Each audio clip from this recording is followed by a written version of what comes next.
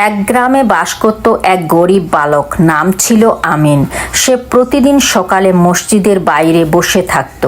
যারা নামাজ পড়ে বের হতো তাদের কাছে একটু খাবার বা কয়েকটি কয়েন চাইতো, কিন্তু তার ইচ্ছে ছিল সে নিজেও যেন কাউকে কিছু দিতে পারে। একদিন এক বৃদ্ধ মসজিদে এসে নামাজ পড়লেন। বাইরে এসে দেখলেন আমিন বসে আছে। বৃদ্ধ ছিলেন খুব ক্লান্ত। তিনি বললেন, ও বাছা, একটু পানি এনে দেবে? আমিন আশেপাশে তাকালো, কোথাও পানি নেই। তখন সে নিজের ছোট্ট পাত্রটি নিয়ে ছুটে গেল দূরের কুয়াতে। গরম রোদে অনেক কষ্ট করে পানি ভরল এবং বৃদ্ধের জন্য ফিরিয়ে আনলো। বৃদ্ধ পানি পান করলেন এবং দোয়া করলেন, হে আল্লাহ, এই ছোট্ট ছেলেটির জন্য বড় পুরস্কার দাও।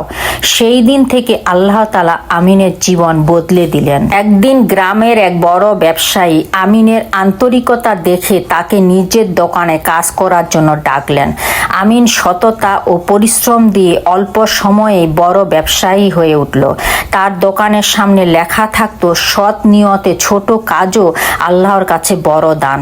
এই গল্পের শিক্ষা এই যে ছোট একটি ভালো কাজও আল্লাহর কাছে অনেক বড় হতে পারে। আন্তরিক ইচ্ছা থাকলে গরিব থেকেও দান করা যায়। আল্লাহ সৎ নিয়ত ও দোয়ার কারণে জীবন বদলে দিতে পারেন। আমিন।